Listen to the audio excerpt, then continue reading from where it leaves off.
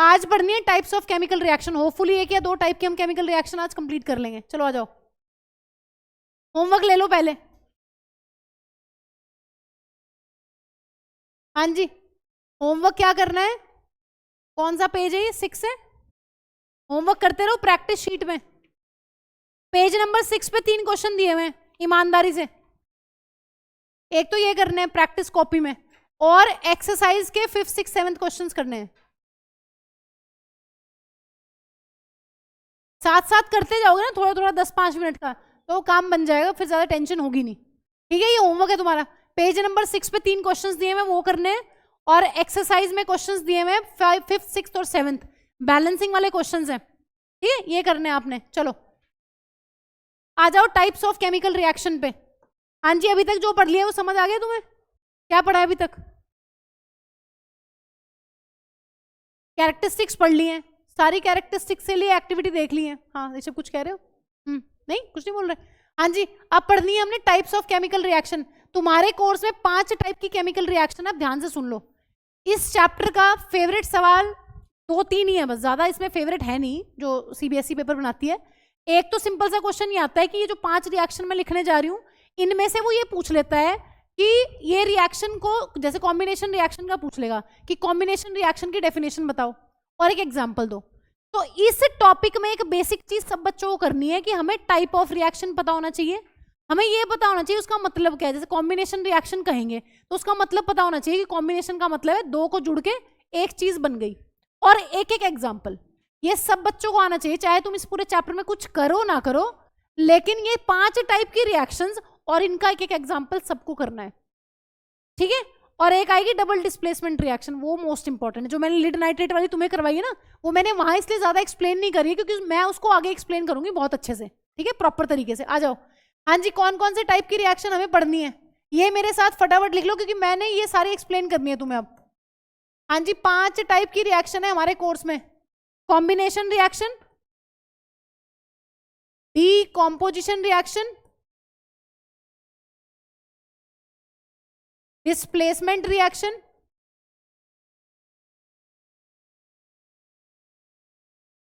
Displacement reaction को कहीं कहीं पर तुम्हें लिखा हुआ मिल जाएगा सिंगल डिस्प्लेसमेंट रिएक्शन, एक ही बात है। डिस्प्लेसमेंट रिएक्शन लिखा हो चाहे लिखा हो सिंगल डिस्प्लेसमेंट रिएक्शन, एक ही बात है। नेक्स्ट रिएक्शन है अपनी double displacement reaction, double displacement reaction, double displacement reaction. और लास्ट टाइप की रिएक्शन है अपनी redox reaction, redox reaction, redox reaction. जो रिडॉक्स रिएक्शन है उसका एक और नाम कौन सा है? उसका एक और नाम है ऑक्सीडेशन रिडक्शन रिएक्शन, क्योंकि इसमें ऑक्सीडेशन भी होती है, इसमें रिडक्शन भी होती है। नहीं पढ़ा तो कोई बात नहीं, आसान सा टॉपिक है। ये चैप्टर सबसे चिल है, फर्स्ट चैप्टर और तुम्हारी एनसीईआरटी का लास्ट चैप्टर सबसे आसान। 5-5 नंबर के 10 नंबर पक्के, मतलब आसान से क्वेश्चन आता है, बहुत मुश्किल कुछ नहीं आता। ठीक है, मेहनत कर लोगे तो बीच वाले भी आसान है, लेकिन ये वाकई में आसान है, जिनको आसान कहते हैं तो कुछ है नहीं। ये 5 टाइप की रिएक्शंस पढ़नी है, एक एक करके सारी पढ़ लेते हैं, आसान सी चीज है। ठीक है, तो चलो अब ध्यान से सुनो। एक चीज जो तुम्हें परेशान करती है, और ये चीज मोस्टली हर चैप्टर में रिपीट होगी, इसलिए पहले ही समझ लो इसको। देखो, ये 3 चीजें हैं जो तुम्हें परेशान करेंगी। Calcium oxide redox reaction, double displacement redox, और उसी को कहते हैं oxidation reduction reaction. Redox reaction उसी को बोलते हैं ऑक्सीडेशन रिडक्शन रिएक्शन, उसी के नाम है। चलो आओ, देखो ये चीज परेशान काफी करती है, इसलिए पहले ही समझ लो कि ये है क्या। CaO क्या होता है? CaO, हाँ जी क्या नाम है भाई का? Calcium oxide. ये बताना ये क्या है जरा? CaOH होल ट्वाइस, ये क्या है मैम? ये है कैल्शियम हाइड्रोक्साइड। एक इन्हीं का तीसरा भाई है, काफी बार केमिस्ट्री में रिपीट होगा, इसलिए पहले ही करवा रही हूं। ये बताना कौन है? हाँ जी कौन है ये? मैम ये है कैल्शियम कार्बोनेट। ध्यान से देख लो इन्हें एक बार, निहार लो, क्योंकि आते रहेंगे बार बार मिलने तुमसे, हाय हेलो करने कोर्स में। इस चैप्टर में आएंगे कई बार। अभी कैल्शियम ऑक्साइड सीधा सा दिख रहा है, कैल्शियम हाइड्रोक्साइड सीधा दिख रहा है, कैल्शियम कार्बोनेट सीधा दिख रहा है, जिसको सही सही दिख रहा है उसको। ठीक है, कोई ऐसा तो नहीं चश्मा भूला है अगर? कुछ एक्स्ट्रा भी लगा के आए आज? हाँ जी, कैल्शियम ऑक्साइड के 2 नाम और हैं, घर में से तुम्हारा नाम होगा। हाँ जी, अपने घर के नाम बताओ पहले, इसी से मुझे तुम्हारे घर के नाम पता चलते हैं। पार्थ का तो मुझे पता है एनी, तेरा फैनी या टेनी है? हैनी, अच्छा चलो हैनी, इसका हैनी है एनी। और ऋषभ?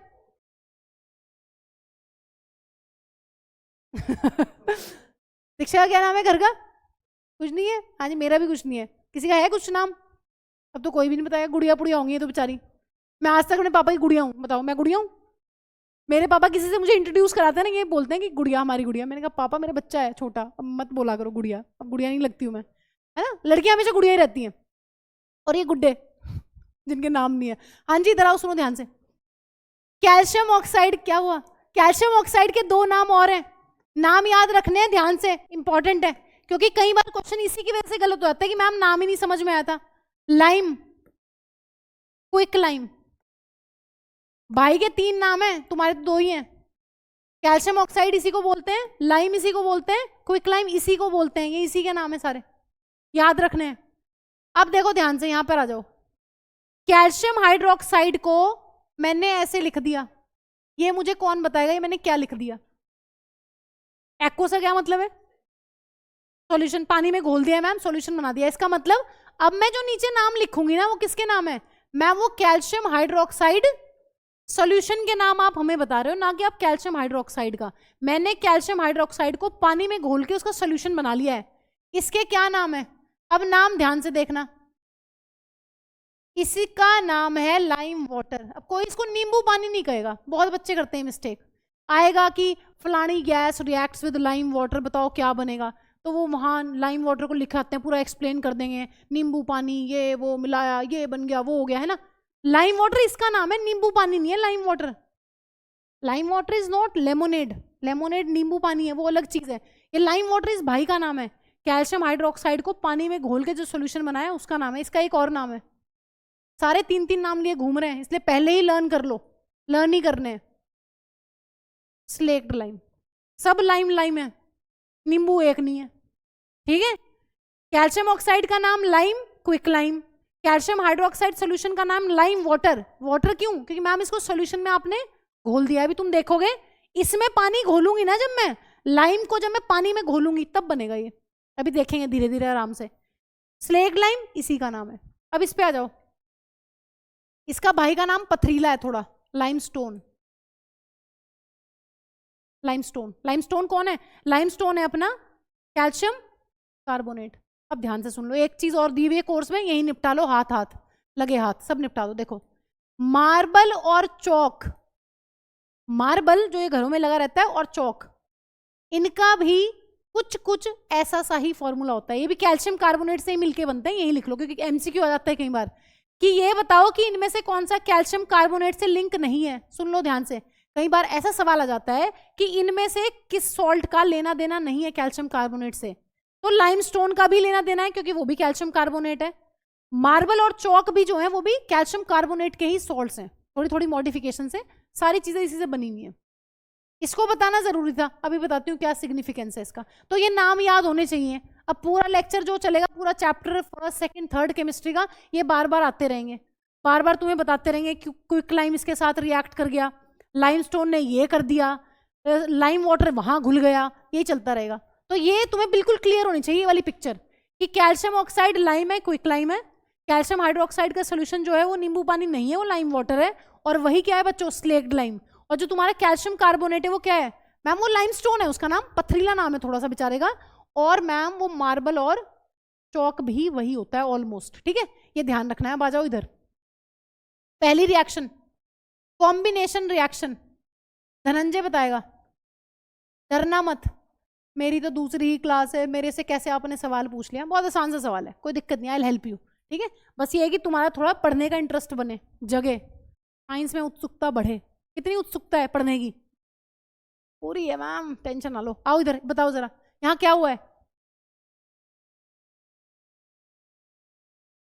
हाँ, ये वाले रिएक्टेंट है मैम, वो कौन है मैम? वो प्रोडक्ट है। यहाँ क्या दिख रहा है तुम्हें मैम? यहाँ ऐसा कुछ दिख रहा है कि ए में बी जुड़ के क्या बन गया? सी। इसका मतलब क्या हुआ मैम? यहाँ आपने रिएक्टेंट तो बहुत सारे लिए थे, 2 लिए थे, लेकिन प्रोडक्ट कितने बने बच्चों? 1। तो ये होती है बच्चों अपनी कॉम्बिनेशन रिएक्शन। कॉम्बिनेशन का क्या मतलब है? हाँ जी, कंबाइन करने का क्या मतलब होता है? जुड़ने का क्या मतलब होता है? दो जुड़ के एक बन गया। ध्यान से सुनो, कॉम्बिनेशन रिएक्शन मतलब कंबाइन हो जाना। दो या दो से ज्यादा रिएक्टेंट जुड़ के जब एक सिंगल प्रोडक्ट बनाए, कभी भी कोई भी रिएक्शन, ऐसी रिएक्शन जिसमें दो या दो से ज्यादा जो रिएक्टेंट थे वो आपस में जुड़े और उन्होंने कितने प्रोडक्ट बनाए? सिर्फ एक, वो कहलाती है कॉम्बिनेशन रिएक्शन। लिखो इसको और इसकी डेफिनेशन लिखो। अब कई बच्चों को लग रहा होगा मैम आप ऐसे क्यों नहीं लिखा इसको, ऐसे लिख लो, कोई बात नहीं है। ए और बी जुड़ के ए भी बन गया, एक ही तो है। यहाँ ए और बी जुड़ के सी बन गया, एक ही बात है। लिखो अभी ए और बी की फॉर्म में लिखो। एग्जाम्पल्स अभी नीचे नीचे करते हैं धीरे धीरे, क्योंकि 3-4 एग्जाम्पल्स पढ़ने हैं हमने। और सबसे इंपॉर्टेंट मैं बताते चलूंगी तुम्हें, उस पर टिक कर लेना। जो सारे ना पढ़ पाए उनको तो पक्का से ही पढ़ लेना, ठीक है। लिखो द रिएक्शंस इन विच, और नोट्स बनाते रहना प्लीज, साइंस में बहुत इंपॉर्टेंट होते हैं नोट्स, ठीक है। The reactions in which 2 or more substances combine to form, in which 2 or more substances, या ब्रैकेट में लिख लो reactants, 2 or more substances, bracket में लिख लो reactants, combine to form a single product, combine to form a single product, comma लगा के लिख लो, are called combination reactions, are called combination reactions. The reactions in which 2 or more substances or reactants combine to form a single product are called combination reactions. Done? तो simple है, कुछ है ही नहीं, आसान सी बात है बिल्कुल ही। तो ऐसे ऐसे क्वेश्चंस भी आते हैं कि बताओ कॉम्बिनेशन रिएक्शन क्या होती है, तो दो जुड़ के एक बन गया बस, ठीक है।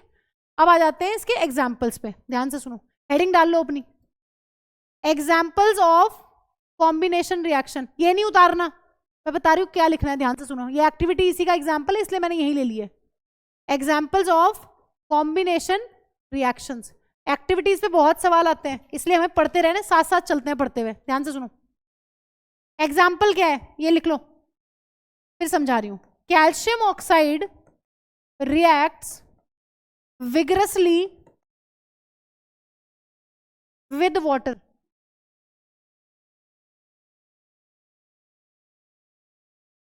और क्या बनाता है? और बनाता है कैल्शियम हाइड्रोक्साइड सॉल्यूशन। अब यहां पर तुम्हारा एग्जाम्पल भी हो जाएगा और तुम्हारी इस एक्टिविटी की ऑब्जर्वेशन भी हो जाएगी साथ साथ, खत्म बात। देखो कैल्शियम ऑक्साइड जो है वो रिएक्ट कर रहा है बहुत तेजी से पानी के साथ, और क्या बना रहा है? कैल्शियम हाइड्रोक्साइड का सोल्यूशन बना रहा है, ठीक है। अभी इक्वेशन लिखवा रही हूँ, पहले इसको समझ लो। देखो एक्टिविटी में क्या बोला हुआ है, एक्टिविटी में ये बोला हुआ है कि थोड़ा सा कैल्शियम ऑक्साइड लो। कैल्शियम ऑक्साइड का ही क्या नाम है बच्चों? क्विकलाइम। इसी का कौन है भाई तीसरा? लाइम। कैल्शियम ऑक्साइड हो, लाइम हो, क्विकलाइम हो, एक ही बात है। क्या बोलते हैं इसको हिंदी में? चूना। चूना दो है ना, घोलते हैं वो पानी मिला के, देखा है कभी चूने में पानी घोलते हुए क्या उड़ती हैं? पेपर्स। तो वो यही रिएक्शन है, ध्यान से सुनो। स्लोली ऐड वाटर, पानी धीरे धीरे डालना है क्योंकि बहुत ज्यादा हीट निकलती है एकदम से। Touch the beaker, beaker touch करो ऐसे। And do you feel any change in temperature? हाँ जी, फील हुआ टेम्परेचर चेंज। क्या होता है? टेम्परेचर इंक्रीज हो जाता है, हीट इवॉल्व होती है यहां पर। कल बताया था मैंने तुम्हें, ऐसी रिएक्शन को क्या बोलते हैं जिसमें हीट निकले? एक्सो। एक्सो मतलब बाहर और थर्मल मतलब हीट। ऐसी रिएक्शन जिनमें हीट बाहर निकलती है उनको कहते हैं एक्सोथर्मिक। इसका मतलब ये एग्जाम्पल सबसे इंपॉर्टेंट है। क्यों मैम? भाई अगर तेरे को कॉम्बिनेशन रिएक्शन का एग्जाम्पल आ जाए तो भी यही चलेगा, तेरे को एक्सोथर्मिक का रिएक्शन आ जाए यही चलेगा, तेरे को व्हाइट वॉशिंग पे क्वेश्चन आ जाए यही एग्जाम्पल है। तो ये सबसे इंपॉर्टेंट एग्जाम्पल है जितने एनसीईआरटी में दिए हुए हैं कॉम्बिनेशन के, तो इसको तो पढ़ ही लेना। अब इधर आओ जरा। हाँ जी, लिखेंगे कैसे? कैल्शियम ऑक्साइड का फॉर्मूला बताना जल्दी, ये पूरा लिखना है तुमने एग्जाम्पल में। क्या होता है? सॉलिड, लिक्विड की गैस?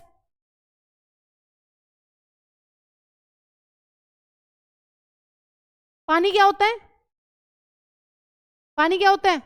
लिक्विड। और तुम्हें मिल क्या रहा है इसमें? देखना बैलेंस है क्या, देखना बैलेंस है क्या, बैलेंस है क्या रिएक्शन? कैल्शियम ऑक्साइड, पानी, और उधर क्या मिल रहा है? कैल्शियम हाइड्रोक्साइड, ठीक है बैलेंस्ड है। अब यहाँ पर एक चीज लिखनी है तुम्हें, यहाँ पर लिखो प्लस हीट, क्योंकि हीट बहुत सारी निकलती है। लिखो इसको, फिर मैं एक सवाल पूछ रही हूँ तुमसे, लिखो फटाफट। कैल्शियम ऑक्साइड जो है वो सॉलिड है, चूना। पानी जो है वो लिक्विड है, और जो सोल्यूशन बन रहा है वो पानी में घुला हुआ सोल्यूशन है, इसलिए उसको बोलते हैं कैल्शियम हाइड्रोक्साइड का सोल्यूशन, और प्लस हीट। अब कोई मुझे ये बताओ कि ये कॉम्बिनेशन रिएक्शन कैसे है? इसमें तो मुझे दो चीज दिख रही है प्रोडक्ट साइड में, मुझे तो एक नहीं दिख रही। ग्रुप है, हाँ जी, मुझे दो चीजें दिख रही हैं। नहीं बोलो, बोलो, बोलना चाहिए, बोलना यहीं सीखोगे, कहाँ सीखोगे बोलना? स्कूल वाले तो बोलने नहीं देते, फिर सीधे कहाँ जाओगे? कॉलेज, वहां भी नहीं बोल पाओगे, फिर कब बोलोगे भाई? हैं, बोल ही नहीं पाओगे जीवन में, बोलो लेकिन सही से ही बोलो, मतलब सही से ही मतलब ठीक ठीक। हाँ जी बताना जरा, यहाँ दो चीजें दिख रही हैं मुझे। ये भी है क्या प्रोडक्ट? ये भी प्रोडक्ट है क्या? तुम्हें पता है प्रोडक्ट कौन होगा? जो मैटर होगा। मैटर होता है प्रोडक्ट। हीट मैटर है? हीट मैटर नहीं है, नॉट मैटर, तो इसीलिए इट डज नॉट मैटर। इसलिए क्या हो गया मैम, ये कॉम्बिनेशन ही है। हीट आपने लिखा हुआ है बट हीट मैटर नहीं होता, तो मैटर तो एक ही चीज है यहाँ, कौन सी? ये। इसका मतलब ये कॉम्बिनेशन है। कैल्शियम ऑक्साइड में पानी जुड़ के क्या बन गया है? कैल्शियम हाइड्रोक्साइड का सोल्यूशन, और साथ में निकली हीट। हीट मैटर नहीं है, प्रोडक्ट एक ही है। कौन सा है प्रोडक्ट? लिखो फटाफट, लिखो इसको जल्दी, इंपॉर्टेंट है। कैल्शियम ऑक्साइड प्लस पानी गिव्स कैल्शियम हाइड्रोक्साइड। अब अगर तुम्हें इस एक्टिविटी की ऑब्जर्वेशन पूछ ले, अब तुम मुझे वो बता दो जल्दी, अगर इसी एक्टिविटी की, कौन सा नंबर है इस एक्टिविटी का? कौन बताएगा ऑब्जर्वेशंस क्या होती हैं जिन्हें हम ऑब्जर्व कर सकें? ऑब्जर्व का क्या मतलब होता है? देख सकें, सूंघ सकें, फील कर सकें, है ना? वो सारी चीजें किस में आती हैं? वो सारी ऑब्जर्वेशंस में आती हैं। तो बताओ इसकी ऑब्जर्वेशन क्या लिखोगे अगर तुम्हें पूछ ले वो कि कैल्शियम ऑक्साइड को पानी में मिलाया था, क्या ऑब्जर्व किया तुमने? है क्या थ्रू आउट? क्या ऑब्जर्व किया है?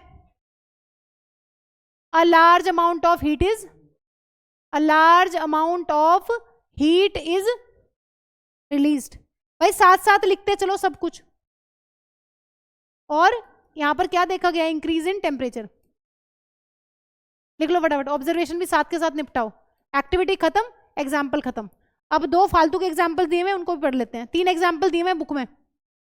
तो एक्टिविटी की अगर ऑब्जर्वेशन पूछेगा तो ऑब्जर्वेशन ये नहीं लिख के होगा कि कैल्शियम हाइड्रोक्साइड का सोल्यूशन बना है। क्या आंखों से दिख रहा है तुम्हें कैल्शियम हाइड्रोक्साइड बना है? नहीं, आंखों से सिर्फ क्या दिखा है या क्या फील किया तुमने? मैम फील ये किया है कि हीट रिलीज हुई है और टेम्परेचर बढ़ गया है बीकर का, वो है ऑब्जर्वेशन। ठीक है, ऑब्जर्वेशन में कैल्शियम हाइड्रोक्साइड नहीं लिख के होगे। ऑब्जर्वेशन वो होती है जो तुम्हें देख के फील करके वैसे पता चलती है। तो यहाँ पर टेम्परेचर का जो इंक्रीज हुआ है वो तुम्हारी ऑब्जर्वेशन है। ठीक है, लिख लिया? चलो अब 2 एग्जाम्पल और लिख लो। किसके एग्जाम्पल लिख रहे हैं? कॉम्बिनेशन के। कॉम्बिनेशन के एग्जाम्पल लिख रहे हैं। चलो मैंने तुम्हें बता दिया, ये दूसरा एग्जाम्पल है। बर्निंग क्या मतलब है? बर्निंग का बता चुकी हूं, कुछ कीवर्ड्स हैं वो पेट याद रखने हैं। बर्निंग का क्या मतलब है बताया था पिछली क्लास में। बर्निंग का क्या मतलब है? किसके साथ रिएक्शन? ऑक्सीजन। बर्निंग का मतलब है ऑक्सीजन के साथ रिएक्शन। कोल क्या होता है? मैम कोल तो कार्बन होता है। कोल क्या है? कार्बन। इसका मतलब कार्बन अपना सॉलिड है, उसकी बर्निंग का मतलब मैम ऑक्सीजन के साथ रिएक्शन। और क्या मिलता है बच्चों?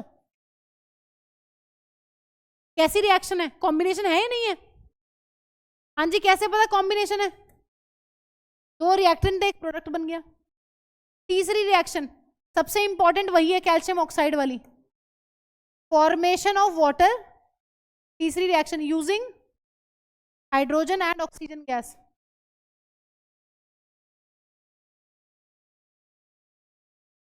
सारी लिखवाने की वैसे जरूरत नहीं है बट लिख लो ताकि कुछ बुक कभी पढ़नी ना पड़े। बुक की बस अभी एक बार रीडिंग लगा लेना पेपरों में, फिर जरूरत नहीं है बार बार। देखना बैलेंस है क्या? हाँ जी बैलेंस है। यस, तो देखना फिर देख के बोल। हाँ जी बैलेंस नहीं है, क्या करें बैलेंस के लिए? बैलेंस कर दो उसको। कर दी बैलेंस। आपका हुक्म सर आंखों पर। और कोई हुक्म हो तो बताओ, बस टेस्ट अच्छा दे देना। वो तो नहीं मैं करूंगी। हाँ जी ठीक है, सबसे इंपॉर्टेंट कौन सी है कॉम्बिनेशन रिएक्शन? कैल्शियम ऑक्साइड के अंदर पानी मिला दो, कैल्शियम हाइड्रोक्साइड का सोल्यूशन बन जाता है, बात खत्म। ठीक है, बाकी ये भी दी हुई है, पढ़ लो, दिख ही रही है, कॉम्बिनेशन है। 2 रिएक्टेंट 1 प्रोडक्ट, 2 रिएक्टेंट 1 प्रोडक्ट, ठीक है। चलो अब आ जाते हैं इस टॉपिक पे। अभी आता है एग्जाम में, इंपॉर्टेंट एग्जाम के लिए। तो मैम है क्या टॉपिक? हाँ जी, टॉपिक क्या है? एक दीवार है, ठीक है, इस दीवार में तुमने कर दिया पेंट, ठीक है, पीला पेंट कर दिया, वाह क्या चमक रहा है। ध्यान से सुनो, ये बताओ पेंट नहीं किया है, व्हाइट वॉशिंग करी है। व्हाइट वॉशिंग में क्या करते हो? हाँ जी, व्हाइट वॉश में क्या करते हैं? क्या क्या करते हैं? किस चीज का व्हाइट वॉश होता है? जल्दी बताओ। मैम कैल्शियम ऑक्साइड को पानी में घोलते हैं और सॉल्यूशन बनता है किस चीज का? सॉल्यूशन बनता है कैल्शियम हाइड्रोक्साइड का, और मैम इसको व्हाइट वॉश कर देते हैं इसकी पूरी की पूरी। अब बताओ, सवाल ये आएगा कि भाई जब तुम व्हाइट वॉश करते हो ना दीवारों पे, तो दीवारें 2-3 दिन बाद हल्की सी शाइनी हो जाती है, शाइनी। व्हाइट वॉशिंग के 2-3 दिन बाद, 5-6 दिन बाद, after white washing 2-3 days after white washing क्या हो जाती है? वॉल्स शाइनी हो जाती है। क्यों? देखो क्या रीजन है। रीजन ये है बच्चों, जो ये कैल्शियम हाइड्रोक्साइड का सॉल्यूशन होता है ना, ये किसके साथ रिएक्ट करता है?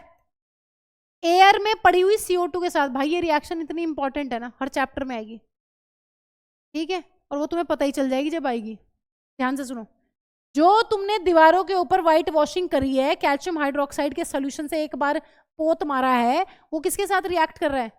जो हवा में, हवा के अंदर जो पड़ी हुई है CO2 गैस, उसके साथ रिएक्ट करता है और क्या बनाता है? ये बनाता है कैल्शियम कार्बोनेट, और साथ में निकलता है हल्का सा पानी। अब ध्यान से सुनो, ये क्या है भाई? ये किस चीज का फॉर्मूला है? ये कौन है? Calcium carbonate. यही किसका फॉर्मूला है? मार्बल चौक। उनमें क्या होती है? मार्बल में शाइन होती है ना, इसी की वजह से दीवारों पे शाइन आती है। दीवारों पे एक बहुत पतली सी लेयर बन जाती है, दीवारों पे एक बहुत ही थिन लेयर बन जाती है। किसकी? Thin layer of calcium carbonate. तो ध्यान से सुनो सवाल क्या आता है। एक तुम्हारी एनसीईआरटी में भी दिया, वो गलत हो जाता है कई बार तुम्हारा। क्वेश्चन ये दिया हुआ है, पलट लो पन्ने, एक क्वेश्चन एक बार पढ़ लो, बता देती हूँ, पूरा ही क्लियर कर देती हूँ। एक तो जो मैंने तुम्हें होमवर्क में दिए वो क्वेश्चन है, उसके बाद पेज नंबर 10 पे देखो, एक क्वेश्चन पढ़ो, पेज नंबर 10 पे फर्स्ट क्वेश्चन दिया हुआ है। ये गलत करके आ जाते हैं तुम लोग एग्जाम में। पढ़ना जरा, कोई कौन पढ़ेगा? पेज नंबर 10 पे फर्स्ट क्वेश्चन पढ़ो, कौन पढ़ेगा? A solution of a substance X is used for white washing. ध्यान से सुनो क्या बोल रहा है। एक सब्सटेंस X है जिसके सॉल्यूशन को व्हाइट वॉशिंग के लिए यूज कर रहे हैं, ये लिखा हुआ है। तुमसे पूछा हुआ है उस सब्सटेंस X का नाम बताओ और उसका फॉर्मूला बताओ। हाँ जी बताओ जल्दी, तुम्हें क्या बोल रहा है वो? एक सब्सटेंस X के सॉल्यूशन को यूज करते हैं व्हाइट वॉशिंग के लिए। कौन सा है वो सब्सटेंस X? सब्सटेंस X कौन है? Calcium oxide. उसके सॉल्यूशन को, उसका सॉल्यूशन क्या बनेगा बच्चों? जिसको किस में यूज कर रहे हैं? व्हाइट वॉशिंग में। तो ये तुम गलत करके आते हो, तुम सब्सटेंस को ही ये लिखाते हो कि भाई X ये है, तुम ये लिख के आते हो। ध्यान से सवाल पढ़ो, इसलिए बोल रही हूँ क्वेश्चन एक बार स्टेटमेंट खुद से रीड करो। A solution of a substance X, solution है किसका? एक X सब्सटेंस का। वो X कौन है? X ये है, कैल्शियम ऑक्साइड X है, इसका सॉल्यूशन कौन है? ये। इसको यूज करते हैं व्हाइट वॉशिंग के लिए। इसलिए तुमको अगले क्वेश्चन में क्या पूछा हुआ है? अगले क्वेश्चन में पूछा हुआ है कि इस X की पानी के साथ रिएक्शन बताओ, तो ये लिखोगे पूरी। समझ गए? ये बात ध्यान रखनी है। फिर पूछेगा कि वो शाइनी क्यों हो जाती हैं दीवारें? वो दीवारें शाइनी इसलिए हो जाती हैं क्योंकि ये रिएक्ट कर लेता है हवा में पड़ी हुई कार्बन डाइऑक्साइड के साथ, और क्या बनता है? तो इस कैल्शियम कार्बोनेट की वजह से आती है शाइनी अपीयरेंस। इसकी वजह से चमकती हैं वो दीवारें, क्योंकि कैल्शियम कार्बोनेट है, लाइमस्टोन है, शाइनी है हल्का सा, इसकी वजह से शाइनी हो जाती है। अब लिखो, मैं लिखवा रही हूँ तुम्हें, इसका हेडिंग डाल लो ये वाली, shiny appearance on the walls after whitewashing. Shiny appearance on the walls after whitewashing. लिखो, calcium hydroxide solution, calcium hydroxide solution is used for whitewashing walls. Calcium hydroxide solution is used for whitewashing walls. Is used for whitewashing the walls. Full stop लगे लिखो. Calcium hydroxide solution slowly reacts with calcium hydroxide solution slowly reacts with carbon dioxide present in the air. Calcium hydroxide solution slowly reacts with carbon dioxide present in the air, and form a thin layer of calcium carbonate, and form a thin layer of calcium carbonate on the walls. Form a thin layer of calcium carbonate on the walls. Full stop. This calcium carbonate gives shiny appearance to the walls. This calcium carbonate gives shiny appearance to the walls. Shiny appearance to the walls. और ये reaction लिख लो. अभी तो तुम इस reaction को इसी reference में लिख लो जिसमें मैंने बताया है. नहीं तो बच्चों ये कन्फर्मेटरी टेस्ट भी है CO2 गैस का. अभी नहीं बता रही हूँ, उसको मैं बाद में बताऊंगी तुम्हें. ठीक है, अभी तो तुम इसी रिस्पेक्ट में लिखो इसको कि हमने व्हाइट वॉश करा है, कैल्शियम हाइड्रोक्साइड सॉल्यूशन को दीवारों पे लगाया है, CO2 गैस जो हवा में पड़ी हुई है उसने रिएक्ट करके कैल्शियम कार्बोनेट बनाया है, जिसकी वजह से क्या हो गई है, जिसकी वजह से हो गई शाइनी अपीयरेंस. बस अभी इसको इसी रिस्पेक्ट में तुम याद रखो. अभी ये कौन से टाइप की रिएक्शन है ये सब बाद में डिस्कस करेंगे, आएंगी धीरे धीरे सारी आ जाएंगी. अभी मैंने सिर्फ तुम्हें एक ही टाइप की रिएक्शन पढ़वाई है, कॉम्बिनेशन रिएक्शन. दो जुड़े एक बना, दो जुड़े एक प्रोडक्ट बना. अब लगे हाथ एक्सोथर्मिक रिएक्शन भी लिख लेते हैं, कल भी पढ़ी थी तुमने, लिख लो. The reactions in which heat is released along with the formation of product.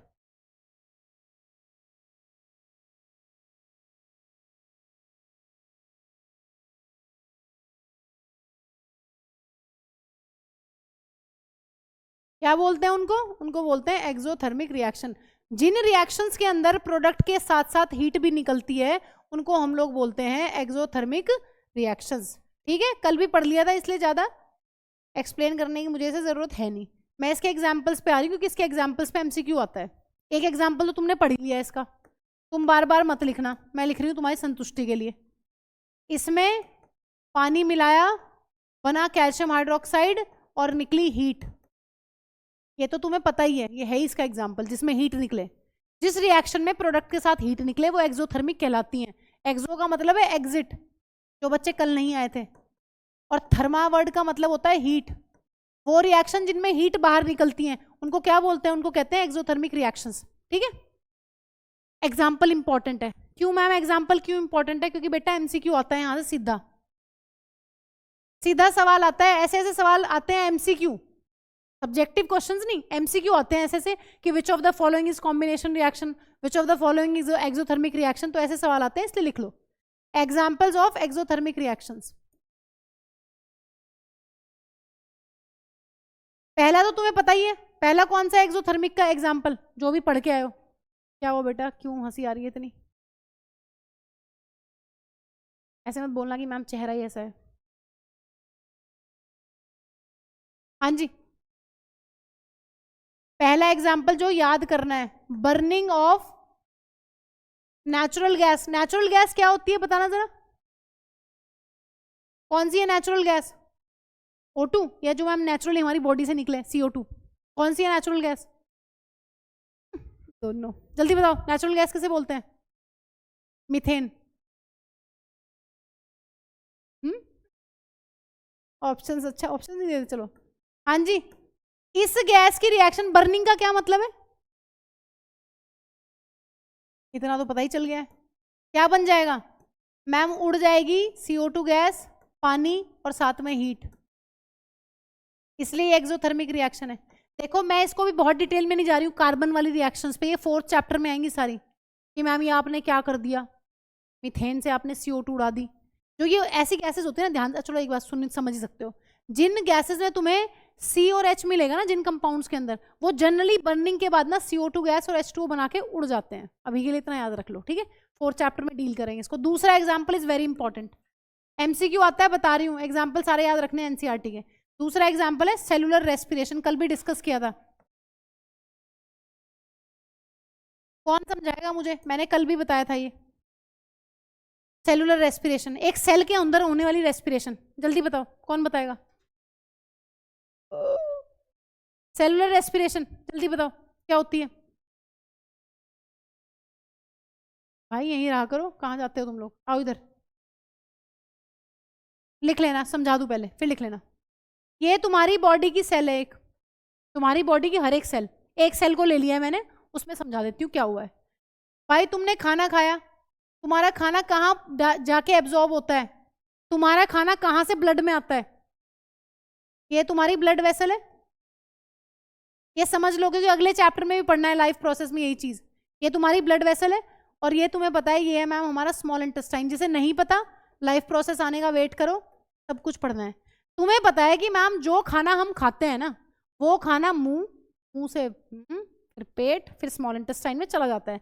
और स्मॉल इंटेस्टाइन में जाके कैसा भी खाना हो, तुमने दाल खाई, तुमने रोटी खाई, तुमने कुछ भी मोमोज खाए, पोमोज खाए, जो मर्जी खाया तुमने, वो सब यहाँ डाइजेस्ट हो जाता है सब। फिर वो चिंगम तो पता ही क्या हुआ। हाँ जी देखो यहाँ पर सारी शुगर्स हैं, जो न्यूट्रिएंट्स हैं, वो किस में आ जाएंगे, वो न्यूट्रिएंट्स आ जाएंगे ब्लड में। स्मॉल इंटेस्टाइन के बाद जो वेस्ट है, वो तो तुम्हें पता ही है, वेस्ट कहाँ जाएगा, वेस्ट कहाँ जाएगा, ठीक है, रेक्टम, और रेक्टम के बाद है अपना एनस। जो गंद है, जो डाइजेस्ट नहीं हो सकता था, वो तो यहां से निकलेगा, और जो डाइजेस्ट होना था वो सारा ब्लड में चला जाएगा। चला गया ब्लड में। अब इधर लो, ये तुम्हारे फेफड़े, कहाँ बनाऊं, यहां बना लेती हूँ। हाँ जी, फेफड़ों का क्या काम है तुम्हारी बॉडी में, नाक से सांस ली, पाइप में गई, पाइप से जाते जाते जाते फेफड़ों में घुस गई। फेफड़ों में क्या पड़े हुए हैं मैम, इस तरीके के गुब्बारे लाइक स्ट्रक्चर है, जिन्हें नहीं पता अभी पढ़ेंगे लाइफ प्रोसेस वाले चैप्टर में। मैम फेफड़ों में ना गुब्बारे जैसे स्ट्रक्चर्स पड़े हुए हैं, और वो गुब्बारे जैसे स्ट्रक्चर्स के साथ भी कौन लगी हुई है, ब्लड वेसल्स। तुमने जो सांस ली है ना, जो ऑक्सीजन अंदर ली है, वो ऑक्सीजन फेफड़ों में होते हुए इन गुब्बारों में भर जाएगी, और इन गुब्बारों से ऑक्सीजन कहाँ चली जाएगी, ब्लड में। और तुम्हें ये बात पता होगी कि जो ब्लड है वो कैसी टिश्यू का काम करता है, ट्रांसपोर्टेशन टिश्यू है मैम, वो हर चीज को ट्रांसपोर्ट कर रहा है बॉडी में, यहां से वहां। इसका मतलब इस ब्लड में से ग्लूकोज भी सेल के पास पहुंचेगी, हर एक सेल के पास, और इस ब्लड से ऑक्सीजन भी हर एक सेल के पास पहुंचेगी। अब सेल क्या करता है, जो खाना हमने खाया उसमें जो ग्लूकोज है, उसकी रिएक्शन ऑक्सीजन के साथ सेल में होती है, सेल के अंदर, इसी को कहते हैं सेलुलर रेस्पिरेशन। सेल के अंदर ग्लूकोज का जाना, ऑक्सीजन के साथ रिएक्ट करना, और क्या बनता है यहाँ पर, CO2, ये, और साथ में निकलती है ढेर सारी एनर्जी। और जिस रिएक्शन में एनर्जी निकले उसको क्या बोलते हैं, क्या बोलते हैं जिसमें एनर्जी निकलती है, एक्सोथर्मिक। तो ये एक्सोथर्मिक है, और इसको हम किस में यूज करते हैं, इस एनर्जी को बातें करने में, घूमने फिरने में, है ना। तो यही तो एनर्जी है, पढ़ने में, सोने में, हर जगह एनर्जी लगती है।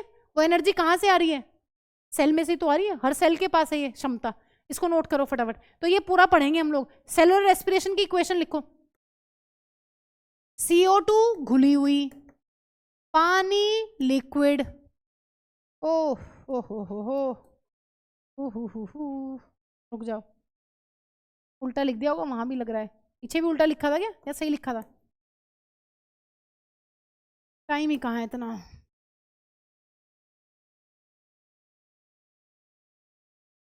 ये सेलुलर रेस्पिरेशन की इक्वेशन नोट करो इसको जल्दी। और बहुत सारी एनर्जी निकलती है। तो जिस रिएक्शन में एनर्जी निकले भाई, वो कौन सी है, वो एक्सोथर्मिक है। सारे एग्जांपल्स पता होने चाहिए, कौन एक्सो है कौन नहीं। एक्सो हीट निकल रही है ना बेटा, एनर्जी निकल रही है, इसी एनर्जी को तो यूज कर रहे हैं हम लोग, है ना, इसी एनर्जी को क्या कर रहे हैं। तो कौन कौन सी हो गई एक्सो के एग्जाम्पल्स, जल्दी बोलो, एक्सो के एग्जाम्पल्स कौन कौन से हो गए? एक तो वो कैल्शियम ऑक्साइड को पानी में डाला, वो एक बर्निंग ऑफ ये जिस भी कार्बन और हाइड्रोजन के कंपाउंड को बर्न करते हैं उसमें हीट निकलेगी। एक मैम सेलुलर रेस्पिरेशन। और नेक्स्ट अपना एग्जाम्पल कौन सा है?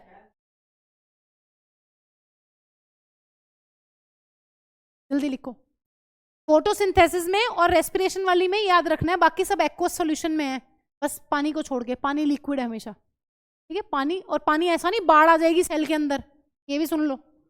मैम ये तो सेल के अंदर चल रहा है, पानी की क्या बाढ़ आएगी? नहीं, मेटाबॉलिक पानी होता है बहुत, थोड़ा बहुत, है ना? पता चला ये सोच के बैठ गए पानी बन रहा है बॉडी में, जरूरत ही नहीं बाहर से पानी पीने की, एनर्जी भी अंदर ही है, पानी भी अंदर ही है, सब अंदर, करना ही नहीं। हाँ जी, अब चलो इससे ज्यादा नहीं रुक सकते, अब इधर आओ। लास्ट एग्जाम्पल इंपॉर्टेंट है, एग्जाम्पल कोई मिस नहीं कर सकते, मतलब एमसीक्यू के लिए, जिनको सारे एमसीक्यू ठीक करने हैं। Decomposition of vegetable matter into compost, ये सबको पता है, जल्दी बताओ, 9th क्लास में भी पढ़ा था लास्ट चैप्टर में, कंपोस्टिंग। कुल्डी सुनिए, कुल्डी, कुल्डी क्या होती है? क्या करते हैं कुल्डी में गांव में? गोबर और पत्ते, सब्जियों के, फ्रूट्स के छिलके, सड़े गले फ्रूट सब्जियां सब, फिर क्या होता है? मैम क्या करते हैं, ऐसे बनाते हैं एक गड्ढा, गड्ढे को क्या कहते हैं इंग्लिश में? पिट, है ना? पिट बनाया और उस पिट के अंदर मैम सब कुछ डालते हैं, मिट्टी तो होती है उसमें, है ना? मिट्टी, गड्ढा मिट्टी में खोदा है ना, मिट्टी है सारे में, तो क्या क्या डालते हो तुम इसमें? हाँ जी, क्या क्या डाला है आपने, जल्दी बताओ। लीव्स, ये गोबर, गोबर को क्या बोलते हैं? काऊ डंग, और फ्रूट्स और वेजिटेबल्स सड़े हुए, है ना? इतने रईस नहीं है कि ऐसे ही अच्छे वाले डाल रहे हैं, क्या बोलते हैं सड़े हुए को, है ना? डाल दो इसमें, क्या होता है मैम? फिर गड्ढे को कई बार कवर करते हैं, कई बार नहीं भी करते। होता क्या है इसमें, खाद बनती कैसे? वो इसी में तो बनता है, जो खाद बनेगी उसको क्या बोलते हैं? कंपोस्ट। बताओ क्यों होता है? ध्यान से सुनो, डिकम्पोजिशन ऑफ वेजिटेबल मैटर, जो सब्जियों का और फ्रूट्स का जो कूड़ा है या लीव्स वगैरह का जो कूड़ा है, जो सब कुछ है, वो जो तुमने यहाँ भर रखा है इसमें, वो टूटता है और उससे क्या बनती है? खाद। कैसे बनती है? देखो, इस मिट्टी के अंदर जो तुम्हें नहीं दिख रहे, आंखों से नहीं दिख रहे, यहाँ पर बहुत सारे बैक्टीरिया पड़े हुए हैं इस मिट्टी के अंदर, बहुत सारी फंगस है इस मिट्टी के अंदर। वो क्या करती है? वो इनके ऊपर कुछ फेंकती हैं, उन फेंकने वाली चीजों को क्या बोलते हैं? बायोकैटलिस्ट, एंजाइम्स वगैरह। अभी इतना डिटेल में नहीं जाना। बैक्टीरिया और फंगस इसको एज अ खाना यूज करती है। तुम ये समझो, जितना भी फ्रूट्स का, वेजिटेबल्स का और लीव्स का कूड़ा करकट यहाँ पड़ा हुआ है ना इस गड्ढे के अंदर, ये बैक्टीरिया और फंगस इसको एज अ फूड यूज करती हैं और इसको तोड़ देती हैं। क्या बना देती है तोड़ के? उसका खाद। ये एक्सोथर्मिक रिएक्शन है। अब स्ट्रेंज चीज ये है, अब तुम ये सोचोगे कि मैम कुल्डी में से तो कभी नहीं देखी हीट निकलते हुए। अब देखो, हाँ, क्योंकि दिमाग में आएगा ना एक्सो में, फिर कंफ्यूज हो जाओगे कि एक्सो है या नहीं है पेपर में जाके। देखो, हीट रिलीज होती है लेकिन वो इतनी कम होती है कि तुम उसे देख नहीं पाते। समझो मेरी बात, हीट का जो अमाउंट है, amount of heat release is very low.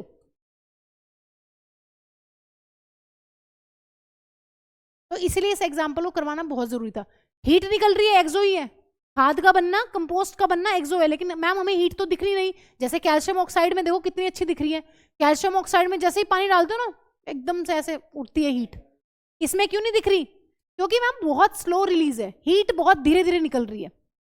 समझे? तो ये याद रखना है कि भाई डिकम्पोजिशन ऑफ वेजिटेबल मैटर और उसका खाद बन जाना, कंपोस्ट बन जाना, ये एक एक्सोथर्मिक रिएक्शन है।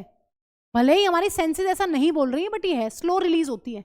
धीरे धीरे धीरे मिट्टी में पड़े हुए बैक्टीरिया और फंगस उसको तोड़ते रहते हैं, वेजिटेबल्स के और फ्रूट्स के छिलकों को, उनको, और फिर उसका क्या बन जाता है? उसको सिंपलर सब्सटेंसेस में ये कन्वर्ट कर देते हैं। लिख लिया था ये एग्जाम्पल? तो लिख लिया होगा, एग्जाम्पल लिख लिए सारे। अब एक बार रिवाइज कर लो फटाफट, फिर नेक्स्ट स्टार्ट करते हैं। हाँ जी, कॉम्बिनेशन रिएक्शन क्या होती है? जल्दी। दो रिएक्टेंट से मिलकर एक सिंगल प्रोडक्ट का बन जाना। क्या हीट प्रोडक्ट है? नहीं मैम, हीट मैटर नहीं है, इसलिए हीट प्रोडक्ट नहीं है। कौन कौन से एग्जाम्पल्स पढ़े हैं कॉम्बिनेशन के? सबसे इंपॉर्टेंट एग्जाम्पल जो हर एक बच्चे को याद रखना है, कैल्शियम ऑक्साइड में पानी मिलाओ, कैल्शियम हाइड्रोक्साइड का सोल्यूशन बन जाएगा और हीट अलग निकल जाएगी। प्रोडक्ट एक ही है, प्रोडक्ट कौन सा है? Calcium hydroxide solution.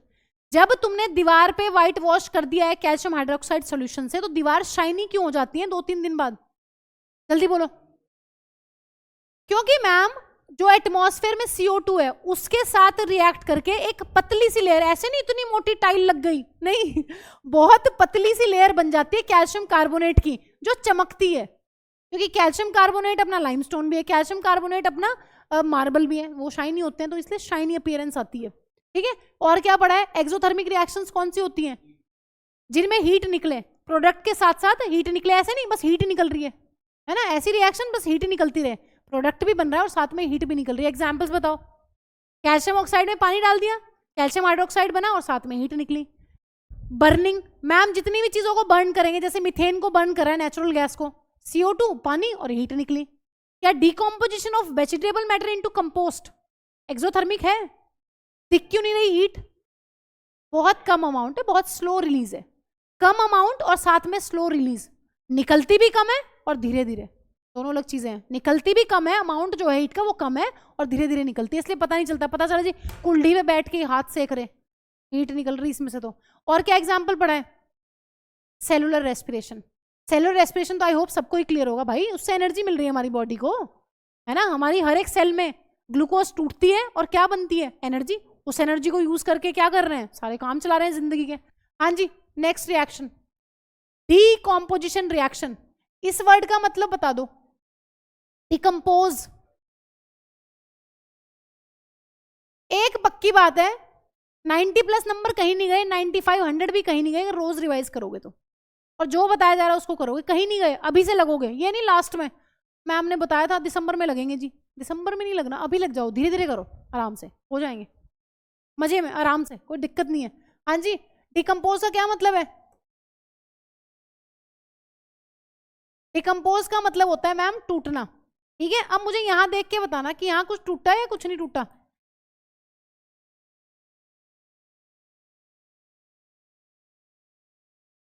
यहां क्या हुआ है? टूटा है कुछ या नहीं टूटा? यहां क्या हुआ मैम? यहां तो एक सिंगल रिएक्टेंट दिख रहा है हमें, और प्रोडक्ट कितने दिख रहे हैं बच्चों? 2 भी हो सकते हैं, 2 से ज्यादा भी हो सकते हैं, कोई दिक्कत नहीं है इसमें। अब एक बात यहां पर सोचने की ये है कि मैम ये तो ठीक है, आपने कह दिया कि ये एक रिएक्टेंट जो है टूट के 2 प्रोडक्ट बन गए, क्या कोई रिएक्टेंट बैठे बैठे अपने आप टूट जाएगा? हम बैठे हुए थे जी, हम फूट गए नहीं ना। क्या चाहिए? अपने आप तो नहीं होगा मैम, एनर्जी चाहिए, अपने आप नहीं हो सकता ऐसा, क्या करवाना पड़ेगा? एनर्जी देनी पड़ेगी तब टूटेगा। अब एनर्जी क्या होती है मैम? ये हाँ जी, एनर्जी 3 टाइप की हो सकती है डिकम्पोजिशन रिएक्शन में। अगर मुझे किसी चीज को तोड़ना है तो मुझे एनर्जी देनी पड़ेगी, और एनर्जी 3 फॉर्म में दी जा सकती है। या तो हीट दे सकते हैं, या सनलाइट फेंक के मार सकते हैं उसके ऊपर, या फिर इलेक्ट्रिसिटी दे दो, जोर का झटका जोरों से ही दे दो। ये 3 वो हैं, ध्यान से सुनो। डिकम्पोजिशन रिएक्शन का मतलब है मैम वो रिएक्शन जिसमें एक सिंगल रिएक्टेंट जो है वो 2 या 2 से ज्यादा प्रोडक्ट्स में टूट जाए। ऐसा भी हो सकता है और ये भी हो सकती है, कोई दिक्कत नहीं है, ऐसे ही बना दिए रफ। ठीक है, 2 से ज्यादा भी हो सकते हैं, कोई इशू नहीं है, लेकिन खुद नहीं टूटेगा। क्या चाहिए तोड़ने के लिए? एनर्जी चाहिए। एनर्जी की अलग अलग फॉर्म्स पॉसिबल है। एक बार यही क्वेश्चन आया था CBSE में, पिछले से पिछले साल 3 नंबर में आया था कि 3 डिकम्पोजिशन रिएक्शन लिखो, एक हीट की प्रेजेंस में, एक सनलाइट की प्रेजेंस में, एक इलेक्ट्रिसिटी की प्रेजेंस में। तो एक एक रिएक्शन में इसलिए बोल रही हूँ, हर एक की एक एक रिएक्शन तो पक्का ही रखना, ताकि इसके इस चैप्टर में से 5 नंबर का सवाल आएगा वो ठीक हो जाएगा। ठीक है, ध्यान से सुनो। हीट, अब इनके बहुत स्पेशल से बच्चों कुछ नाम है, नाम यही लिख लेते हैं, बार बार क्या रिपीट करेंगे इन चीजों को। जो डिकम्पोजिशन रिएक्शन हीट की प्रेजेंस में होती है उसका क्या नाम है? ऐसी डिकम्पोजिशन रिएक्शन जो हीट की प्रेजेंस में हो उनको क्या बोलते हैं? Thermal decomposition. ऐसी डिकम्पोजिशन रिएक्शन जो हीट की प्रेजेंस में होती है उनको कहते हैं थर्मल डिकम्पोजिशन। कॉमन सेंस अभी पढ़ा था, थर्मल का क्या मतलब होता है? हीट। तो हीट जो सनलाइट की प्रेजेंस में हो उनको बोलते हैं फोटोकेमिकल डिकम्पोजिशन। तुम नीचे लिखना, मेरे पास जगह नहीं है। और इलेक्ट्रिसिटी वाली को भी कॉमन सेंस है, क्या बोलते होंगे? Electrolytic decomposition. अब मैंने यही लिखवा दिया शुरू में तुम्हें, अब मैं बार बार नहीं लिखवाऊंगी तुम्हें कि हीट की प्रेजेंस वाली को ये बोलते हैं, सनलाइट की प्रेजेंस वाली को ये बोलते हैं, और इलेक्ट्रिसिटी वाली को ये बोलते हैं। अंडरस्टूड है, एक बार लिख लिया तुमने कि डिकम्पोजिशन रिएक्शन में कुछ टूट रहा है।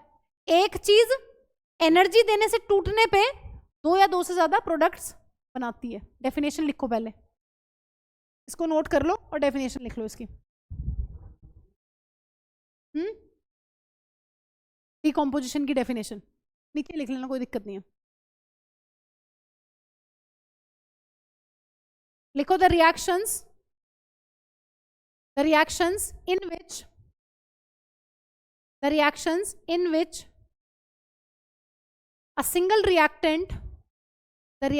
in which a single reactant breaks down to form, breaks down or decompose, कुछ भी लिख लो, breaks down or decompose to form two or many products, two or more लिख लो, two or more products, the reactions in which a single reactant decompose or break down to form two or many products, comma लगा के लिखो, are called या are known as decomposition reactions, are known as decomposition reaction। Heat वाली को क्या बोलते हैं? Thermal decomposition. Sunlight वाली को इलेक्ट्रोकेमिकल डिकम्पोजिशन, और इलेक्ट्रिसिटी वाली को इलेक्ट्रोलाइटिक डिकम्पोजिशन। चलो नेक्स्ट टॉपिक है अपना एग्जाम्पल्स ऑफ, या तुम एक काम करो हेडिंग डाल लो तुम, नहीं हाँ नहीं, देखो एग्जाम्पल्स ऑफ थर्मल डिकम्पोजिशन।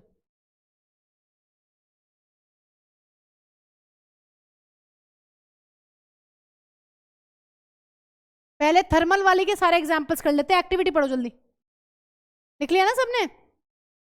आसानी है चैप्टर, बहुत मुश्किल चैप्टर नहीं, साथ साथ करोगे साथ साथ याद हो जाएगा, साथ साथ सारे क्वेश्चन सही हो जाएंगे। PYQs दे दूंगी चैप्टर खत्म होते ही, एक बार उनको पढ़ लेना, ठीक है। इसके एग्जाम्पलर नहीं करेंगे, एक बुक होती है ना NCERT की एग्जाम्पलर, 9th में भी करी थी हमने, तो एग्जाम्पलर जब मैं कहूँगी तब करनी, क्योंकि एग्जाम्पलर करने का इस चैप्टर की कोई फायदा नहीं है, तुम्हारा डिमोटिवेशन, तुम डिमोटिवेट हो जाओगे बिल्कुल।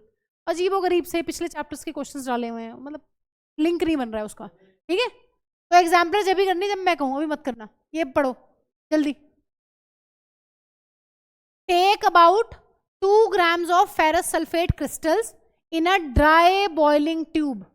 एक ड्राई बॉइलिंग ट्यूब या टेस्ट ट्यूब लेनी है, और उसमें तुम्हें क्या करना है? फेरस सल्फेट के क्रिस्टल्स डालने हैं। Note the colour of ferrous sulphate crystals, पहले नोट कर लो।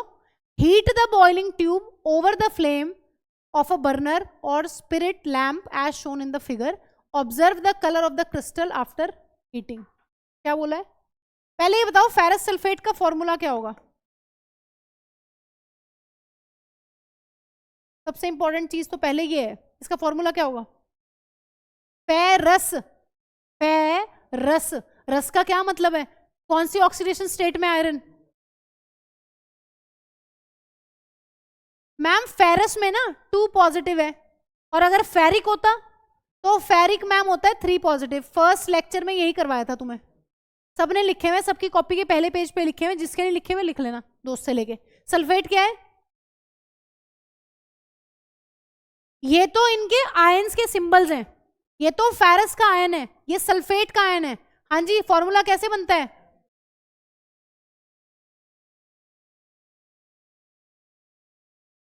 अब ध्यान से सुनो, यहां पर एक इंटरेस्टिंग चीज है। जब हम बात कर रहे हैं ना फेरस सल्फेट क्रिस्टल्स की, तो ये तो फेरस सल्फेट का फॉर्मूला है, सुन रहे हो? ये फेरस सल्फेट का क्या है? फॉर्मूला है। अगर वो क्रिस्टल कह रहा है ना, क्रिस्टल का मतलब है ये होते हैं क्रिस्टल ऑफ फेरस सल्फेट है। मैम ये क्या है? डॉट पानी। ध्यान से सुनो, जब भी, अब सुन लो, बस इतना ही पढ़ा रही हूँ फिर छोड़ रही हूँ। जब भी किसी फॉर्मूले के साथ ऐसे डॉट लिख के पानी लिखा होगा ना, अभी तुम पढ़ोगे, किसी के साथ मैम डॉट लिख के 5 पानी लिखा हुआ है, किसी के साथ डॉट लगा के आधा पानी लिखा हुआ है, किसी के साथ डॉट लगा के 1.5 पानी या 2 पानी लिखा हुआ है, ये क्या है? ये एक चीज होती है, एक टॉपिक है जो नेक्स्ट चैप्टर में आएगा, इसको बोलते हैं वाटर ऑफ क्रिस्टलाइजेशन। किसी एक फॉर्मूले के साथ जितने fixed number of water molecules लगे होते हैं, जो उसके पूरे क्रिस्टल को क्या देते हैं, कलर, उसको हम बोलते हैं वाटर ऑफ क्रिस्टलाइजेशन। ध्यान से सुन लो, अभी बहुत सारे ऐसे फॉर्मूले आएंगे इस चैप्टर में जिसमें तुम्हें फॉर्मूला लिखने के बाद डॉट लिख के पानी लिखा होगा, कहीं पे 5, कहीं पे 7, कहीं पे 10, कहीं पे आधा, कहीं पे 2, है ना। उसे डरना नहीं है। क्यों? क्योंकि ये हमारा सेकंड चैप्टर में एक टॉपिक है, इसको बोलते हैं वाटर ऑफ क्रिस्टलाइजेशन। ये क्या होता है मैम? बेसिकली ये किसी क्रिस्टल को ना कलर देते हैं। अगर मैं फेरस सल्फेट ऐसे लिखूं, इसका मतलब इसका कोई रंग नहीं है, कलरलेस है ये क्रिस्टल। अगर मैंने डॉट 7 H2O लिख दिया ना, इसका मतलब इसका रंग है। कौन सा रंग है इसका? इसका रंग होता है पेल ग्रीन। तो यहां पर ये बात कर रहा है इन्हीं क्रिस्टल्स की जिनमें पानी है। फेरस सल्फेट डॉट 7 H2O, उसको हीट करना है। अब एक कॉमन सेंस वाली बात ये बता दो, ये लड़की इतना दूर क्यों ले जा रही है टेस्ट ट्यूब को? है क्यों? ये कह रहा है टेस्ट ट्यूब फट जाएगी। नहीं नहीं, टेस्ट ट्यूब बोरोसिल की है, फटेगी नहीं। बोरोसिल का ग्लासवेयर यूज होता है लैब में, जो हीट से टूटता फूटता नहीं है। तो सारी केमिस्ट्री खत्म कर दी, टेस्ट ट्यूब फटी, रिएक्शन खत्म, बंद। हाँ जी बताओ। काफी स्मार्ट, वाह, लड़की भी स्मार्ट नहीं इतना। हाँ जी, क्योंकि पता नहीं ना मैम, केमिस्ट्री में एक्सपेरिमेंट कर रहे हैं, कौन सी गैस निकले क्या निकले। दोस्त के मुंह पे कर दे फिर हैं? किसके मुंह पे कर दे? कहीं कर दे, कल पढ़ेंगे इसको, इसको थोड़ा सा पचा लेना। चलो, तुम्हारी वजह से 5 मिनट और क्लास होनी चाहिए थी भी।